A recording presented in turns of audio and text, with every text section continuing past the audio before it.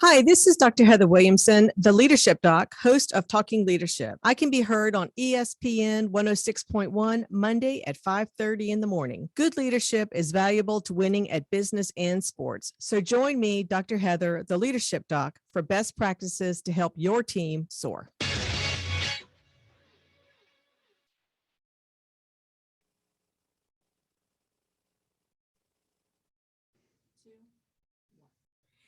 Hi, you're listening to Dr. Heather Williamson, the Leadership Doc, host of Talking Leadership. I can be heard every Monday morning at 5:30 a.m., your wake-up call, on ESPN 106.1 FM, where you'll learn the best leadership practices to help your team soar. And today I have a very special guest with me today. Her name is Jill Cichowicz, and she is the president and founder of End The Stigma. So welcome, Thanks Jill. for having me, Dr. Heather. So I want to actually learn from you, why you actually, and share with the audience, why you started to End the Stigma. How'd you get into this? Okay, well, it's kind of a loaded question, only because the story behind the reason and the passion and the purpose is a little bit sad. So we lost my twin brother, Scott Zabrowski, to an accidental fentanyl overdose. And a lot of people don't realize today, May 10th, is the first National Fentanyl Awareness Day. So the country is starting to understand that we have an issue. Which is why we have her on here today. Right, exactly. It was kind of convenient. This is the first year they've ever done this. This is from the DEA. So we are making great strides to discuss about fentanyl awareness. But we lost Scott a little over 5 years ago. And 5 years ago, we weren't talking about fentanyl. We weren't talking about one pill kills campaigns, things like that. And it simply was, I was a stay-at-home mom. I was a military wife. My husband deployed a lot. I really relished in the fact that I was a stay-at-home mom and room mom. But after losing Scott, it changed my entire world. And it made me realize, we need to bring our story forward because I can't bring him back. But I think it's critical in understanding and educating the community on not only the disease of addiction, but substance use disorder and fentanyl. Right. So, and we've known each other for a few years. Yes. Our kids, we met when they were in school together. And so share with the listeners out there what you are doing, what's coming up with ETS. Got you. So we're really excited. So we started the fundraiser A Night for Scott. We've done 5 years of it, which is incredible. The community just took off to it and we've had a lot of success. So starting to End the Stigma, the nonprofit, it's been a little under 2 years that I started my nonprofit. And this was more of ending the stigma associated with the disease, simply like the name says, to end the stigma. The number 2 symbolizes Scott and I. We're more into preventing and education. We're kind of targeting more of the youth. I feel like COVID has done a number and we're trying to prevent them from the dangers of what they don't realize, that one pill can kill you, and not understanding the dangers of what is out there. Right. And you've got something going on right now. Yes. So right now, are you talking about for the best charity event? Yes. Thanks for bringing that up. So right now we have one best charity event in Richmond for 2019, 2020, first runner up for 2021. The nominations are going on until Thursday. So that will be the last day Thursday. And you can nominate A Night for Scott for the best charity event. After this round, if we're promoted, we'll be in the voting segment in July and hopefully we'll win it again. So make sure you get out there and rock the vote. So I will put out a little sneak peek on this. So you get the message to go and vote for this awesome charity. Yes. Thank you. So because this is Talking Leadership and this is a leadership, radio show, I was hoping, because I know you've been doing this for 5 years. Yes. And the End The Stigma, you had started a year ago, really? Yes. A year ago. So tell me, as a president, CEO, founder, what are some of the leadership challenges, one or two that you have really seen come across your table as the leader of this awesome organization? And we'll just start with that. What are the 2 challenges? So I think, nobody really prepares you when you say you're going to set out to start a nonprofit. And the thing is, you get people that are on, we have a planning committee, we have a golf team, and we have a board of directors, all very different walks, different personalities. Some are more type A, some are more in leadership positions in their jobs. I think the biggest issue we have is just making everybody feel like they're on the team and equal and valued. I think it's important, when we're giving out tasks, I've realized as a leader, deadlines are critical. When you're asking a team to come together and bring something as a unit, you have to be really firm on a deadline, but also making sure they feel valued and that they are appreciated within your work and your organization. Right, because you have volunteers, and That- volunteers are yes. different than having employees. Yes, mainly. And it's funny because, my husband being military and was a commander, you just tell people. Well, I think when you just tell people what to do, you lose the passion, the drive, and the purpose and the fun that can be in the organization. We work with a very heavy subject. So I still try to show positive feedback, reward systems. I'll host events at like a bowling alley for the team, or a little event at my house, or just send them all little note cards with pictures and thank yous, and just surprising them once in a while, because they are very much so valued and I cannot operate without them. And I know that. Exactly. Yeah. I mean, they're the too backbone of the stigma. organization. Yeah. They absolutely are. And I always like to say, because I've been doing this for a while, that managing people is not for the weak. It's not. And I think the problem is too, is I do have some friends on the team. My brother serves on the team. And I think sometimes they can look at me as my friend versus like, let's take off the hat and say, oh, she is running this organization. But there's always respect. And I think respect, no matter what, is going to take you really far. And you need to have it for all parties involved. Right. And we talked about that on the last show, Yeah. how to earn respect as a Right. leader. And so Right. it is so important.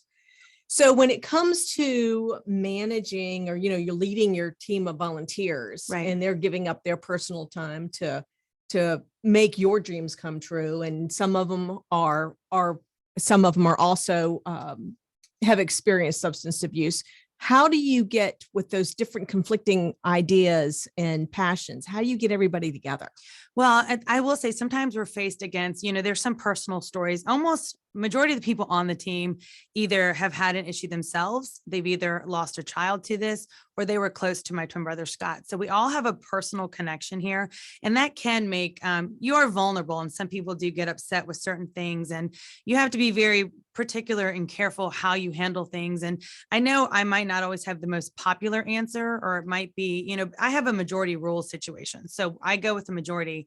Not everyone's happy with how I run things, but I think overall the organization is happily running. And it's just, you have to make those hard hitting, you have to answer things that you don't always want to, and just go with your gut. Right. And get everybody to see the bigger picture. Yes. Yes. Yes. So you and I had spoken at one point about the head versus the heart. Yes. When leading a team. Yes. So how do you manage that? I mean, because really, if you're going to lead a team, you have to have a head. You got to be strategic and be goal driven, right? Right. But you have to have a heart as well to be empathetic and be a good listener and really care about your people. So how do you manage that? I agree. So I always tell everyone, I'm really big on the storytelling part, because I have the story to tell. And I think other people on the team can tell it. It's just not going to come off the same way, but they're very good at doing that. But I am blessed to be surrounded by people that are in the industry, that are business leaders, and they kind of keep me, I kind of look at them as advisors. We do have a nonprofit, advisor, Sue Kindred. She works with us very closely, and she always tells me, even though this is a nonprofit, this is a business, Right? And it is to be run as such. And that's how you guys need to proceed. So I do surround myself with very intelligent people that actually advise me pretty much in the right direction, is how I feel. And I know on any team, and you and I have talked before, you're always going to have somebody that has a different view on where you should be moving towards. Yes. Yes. Yeah. And it can be a conflict of interest, and you can get some heated conversations, and nobody gets mad, but it might be where I didn't see this, I think is, how do I explain it? So I had the mission and the drive and the direction that I think I want this to go and how I feel it should go.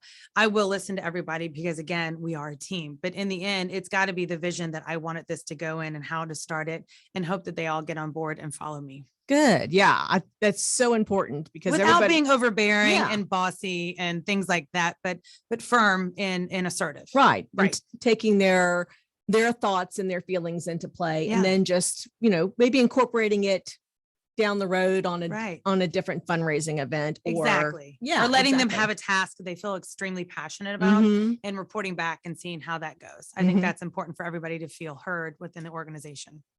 Hey, you're listening to Dr. Heather Williamson, the Leadership Doc, hosting Talking Leadership. And you can hear me every Monday morning at 5:30 a.m. on ESPN 106.1. So remember that. Also, just to let you know, I work with leaders to help them overcome performance challenges, and do this by helping increase their effectiveness, lowering their stress, and giving them more free time, and with an increase to 20 to 30% more on their profits. So that's always a good thing when you're trying to, run a business. So let's talk some more about why do you think it's important to be vulnerable as a leader? I am a big fan of Brene Brown, and she always talks about vulnerability and putting yourself out there. Sometimes I feel like maybe I'm too transparent. Like I absolutely wear my heart on my sleeve, but I also think that it attracts people to go, you know what? She is normal. She is a grieving sister who is struggling, but just really wanted to spare other people the pain that she lives with on a day-to-day basis. So I think it's critical to show that side and to show that, we're all human, we're all flawed. I think losing Scott made me a lot more empathetic. It made me realize, I used to be a little more judgy to people that were kind of struggling. I didn't understand a disease in this. And so I think for me, putting my heart out there and just kind of sharing my story as honest and open as I can be, it really brings people in and they want to support us. Yeah, because you have a huge following. And I do. You do. And you've done this really quickly in the amount of time that you've been, running your nonprofit. You were originally under a different one at the time. So you have done really well in getting a group engaged and really getting everybody involved and getting them as passionate about what you do to support that issue, to support your issue and your foundation.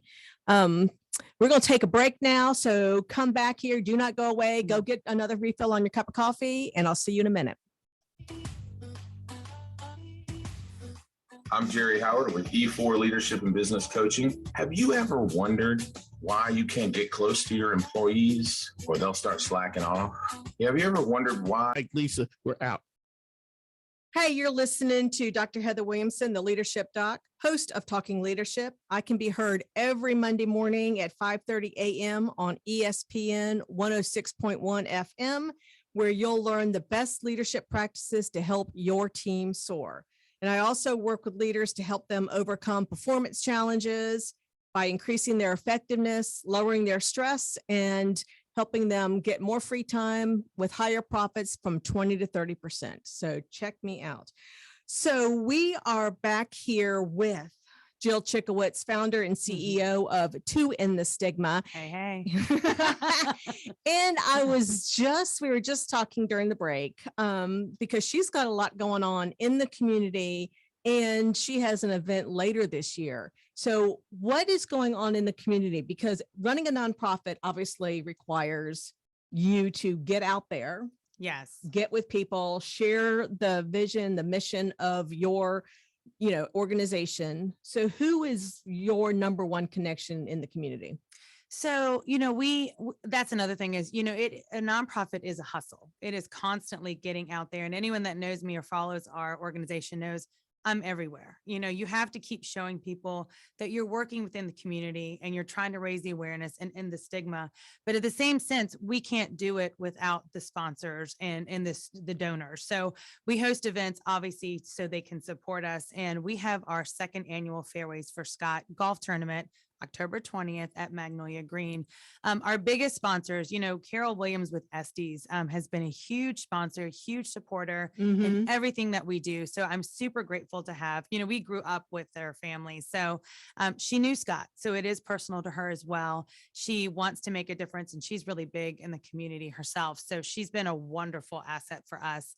This year, I'm really excited. Rob Ucrop, which we all know Rob Ucrop, we got the Richmond Kickers involved. So they're going to be out on the course. And our good friend Ken Oxendine, he supported us last year and said he will do this forever. So Channel 8's always our corporate sponsor, and the Richmond Times will be out. So we're really lucky to have, again, like you said, the community really supports us because this crisis is not getting better. If anything, we need to kind of up the ante and getting our message out there. So where can they find more information about your event? Our social media is at 2 in the Stigma, 2 in the Stigma. So it's the number 2. So Instagram, Facebook. I'm on LinkedIn, Jill Cichowicz. You can find us, just Google our name and you get right to our homepage. Although you probably will have trouble spelling Cichowicz. You 'cause might. I had trouble spelling Cichowicz. You might have a better time finding 2 in the Stigma. I know.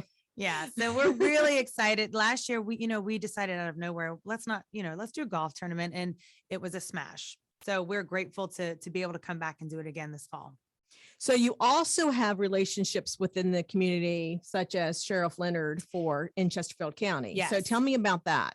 So I will tell you, Sheriff Leonard, most people know him around here. I always say he's our Batman. He really is the one that is fighting this opioid crisis and really ending the stigma associated with substance use.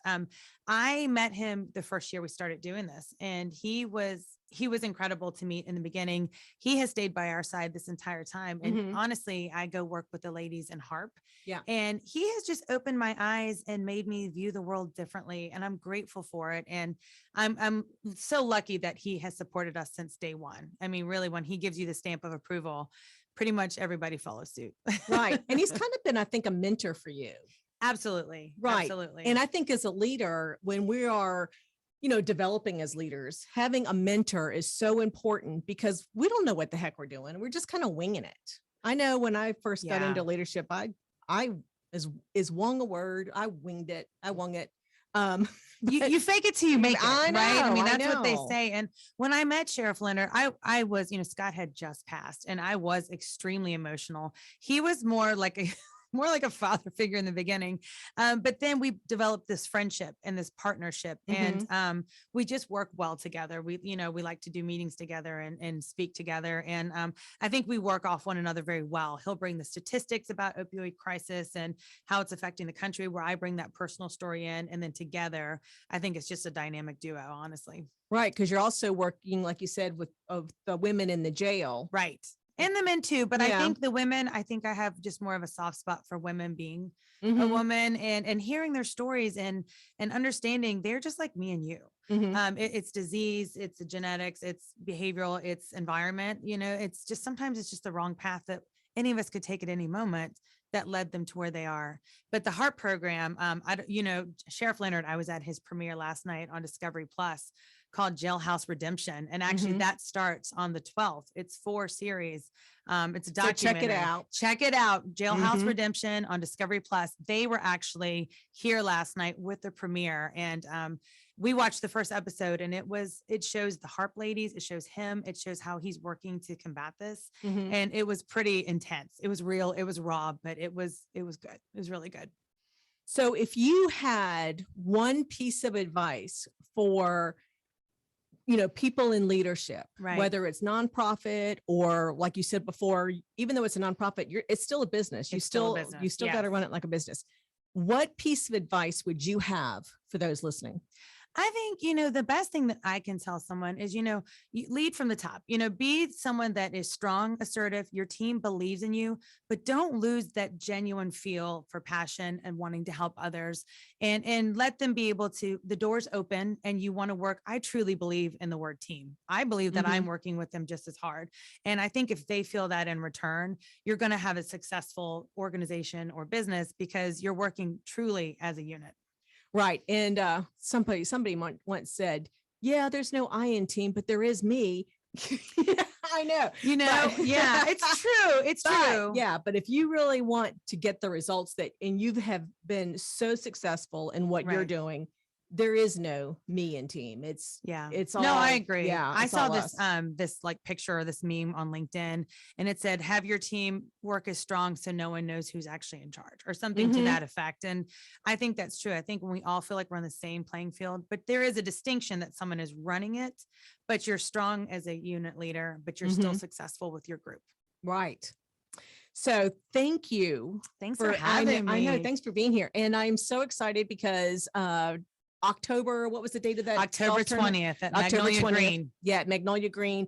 I helped out last year, had a blast at the first annual golf Yeah, tournament. so I much will fun. be there again this year. Yep. And you can register your foursome and sponsor the event right now. It is an open link to go ahead and do it. I do think we will sell out. We did sell out rather quickly last year. So the foursome spots are going to fill up quickly. I am not a golfer. Me either. And if I got with somebody that really was competitive, they would not like me. But it's about having fun and raising money for the cause. I support in other ways. Absolutely. Everybody plays their part. Yes. So I just wanted to find out, have you here today, because I do think it's important for me to give back to the community. And I wanted to do this with you today because of being May 10th and what that is with National Fentanyl Awareness Day. I'm grateful that they actually have that as a holiday now. This was we weren't talking about it. So we're making the strides that we need to. Thank you.